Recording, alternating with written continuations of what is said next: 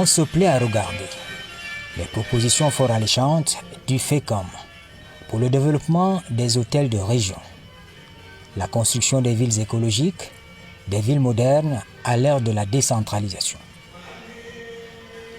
Le Fonds spécial d'équipement et d'intervention intercommunale mène en interne des études sur son offre de financement et l'accompagnement des conseils régionaux appelés à présenter un visage avenant.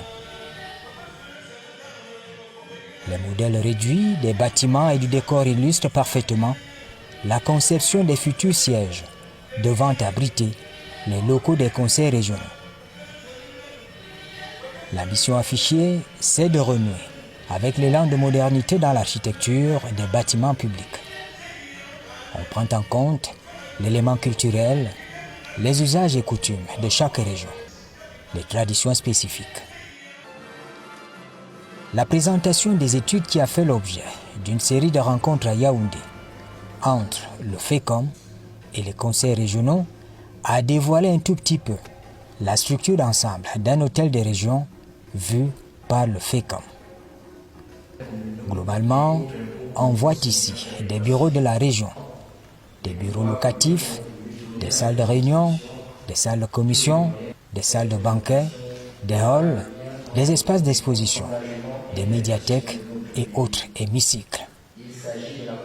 Lorsque c'est votre financier qui vous présente un projet aussi futuriste auquel nous n'aurons jamais pensé, je l'avoue, mais nous avons été galvanisés pour dire qu'ils ont vu grand, ils ont vu juste.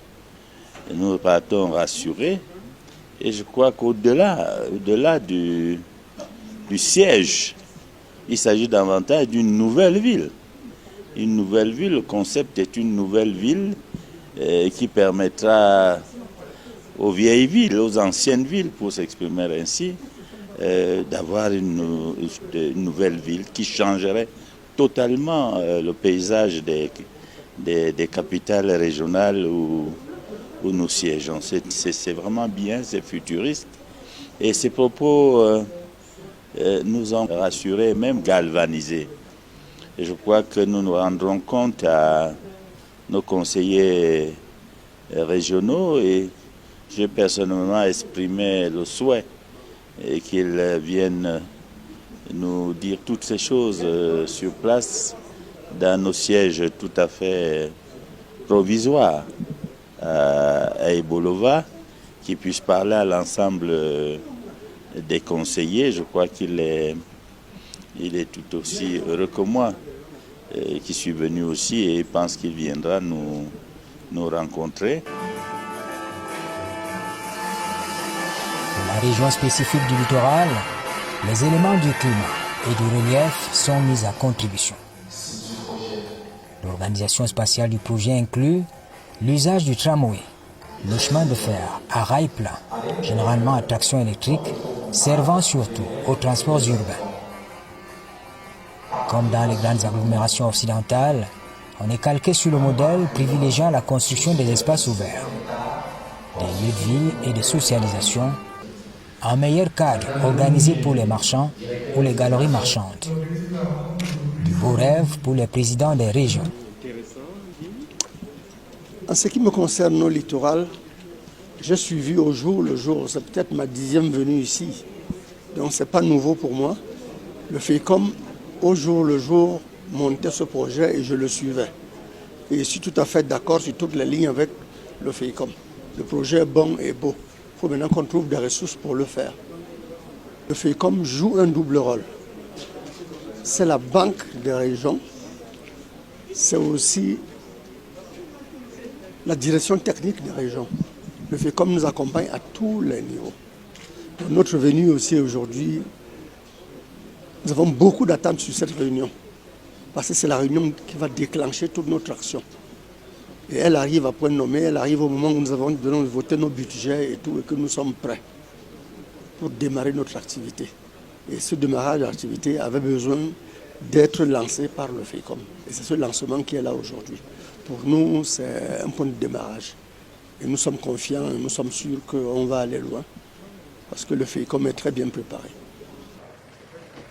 Les rencontres FECOM et les conseils régionaux avaient pour vocation d'informer, de présenter le projet et peut-être de dissiper les craintes, les angoisses autour des plans de développement des régions. Dans une approche participative, cela a été fait. Nous avons eu une petite préoccupation, étant donné que la ville de Boya est très proche du Mont Cameroun.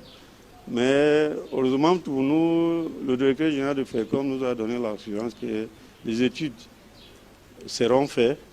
Les études seront faites par des structures spécialisées, à l'instar des labos génés et autres. Et je crois qu'avec cette assurance, nous sommes un peu réconfortés que l'édifice de cette nature qui sera mis à la disposition non seulement de l'Assemblée régionale du Sud-Ouest, mais à la disposition de l'ensemble des populations du Sud-Ouest, n'est-ce pas, sera bien installé.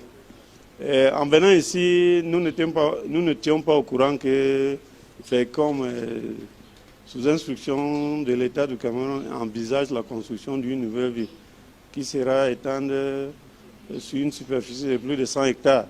Et vous le savez comme moi que la ville de Boya, pour le moment, est un peu saturée. Donc nous avons l'obligation d'aller hors de la ville, dans les périphéries, pour chercher, n'est-ce pas, cette superficie. Et je crois que nous allons beaucoup compter sur la CDC. Ce n'est que la CDC qui peut mettre 100 hectares et poussière à notre disposition. Nous allons également compter sur l'appui du MINCAF, accompagné par les autorités administratives locales. Le processus de décentralisation a fait un pas de plus avec le scrutin du 6 décembre 2020, ayant permis d'élire au suffrage indirect les conseillers régionaux du Cameroun. Les présidents des conseils régionaux ont été élus. Les sessions budgétaires ont permis de chiffrer par vote les recettes et les dépenses prévisionnelles. Avec le projet du FECOM, les conseils régionaux, invités à la série de rencontres de Yaoundé, ont trouvé le moyen de poser tous les problèmes aux financiers. On avait des soucis qu'on a demandé, comme la transformation des ordures dans les villages et la préservation des produits agricoles, qu'on doit créer les industries locales pour les ménager. Et puis, sur la construction de l'immeuble qui va habiter le conseil régional exécutif, on pensait seulement de créer, de construire l'édifice qui va habiter les bureaux, mais selon les présentations de FECOM, nous constatons qu'ils pensaient dans la création d'une nouvelle ville.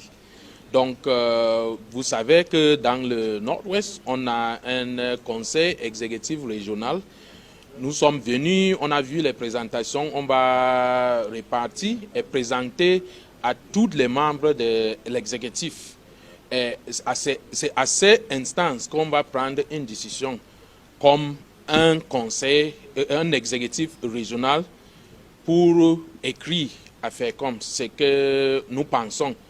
Oui, à partir de ce qu'ils ont présenté. Je crois que monsieur le directeur général a été très inspiré de nous inviter, faut-il le rappeler. Le FECOM est notre banque. Et quand je dis qu'il a été bien inspiré, c'est parce qu'au cours de cette réunion, le FECOM nous a expliqué le mode de fonctionnement du FECOM, l'accompagnement que le FECOM peut nous apporter dans la réalisation de nos missions au sein des conseils régionaux.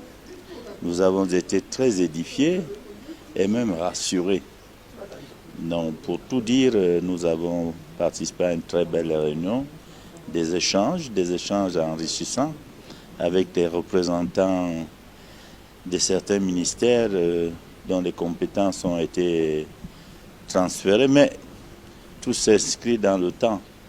Et je crois que cela se fera dans le temps, dans un tempo que nous imposera cette décentralisation, mais nous restons optimistes. Les missions et l'offre de financement du Fonds spécial d'équipement et d'intervention intercommunale sont présentées. La gouvernance aussi. Entre 2006 et 2020, l'esquisse du bilan en matière d'accompagnement est faite. Les réalisations parlent d'elles-mêmes. Je voudrais déjà dire que la réunion que le FECOM a tenue avec les présidents du conseil régionaux se fait sous le haut patronage du ministre de la décentralisation. Cette réunion avait pour but de présenter aux présidents de région les attributions du FECOM dans le cadre du processus de décentralisation. Donc en présence des ministères sectoriels qui ont transféré leurs compétences aux régions et également qui sont les moteurs en ce qui concerne les finances et les budgets de toutes les structures étatiques dont nous avions le ministère de l'économie et puis nous avions également le ministère des Finances. Donc le FECOM a présenté son offre de financement et également à côté de cette offre de financement, pour être très concret, a également présenté aux présidents de région les études qui sont en cours en interne pour le développement des hôtels de région et qui, nous le souhaitons, la proposition que nous faisons au gouvernement, que ces hôtels de région puissent également permettre la construction de nouvelles villes, des villes écologiques, des villes modernes.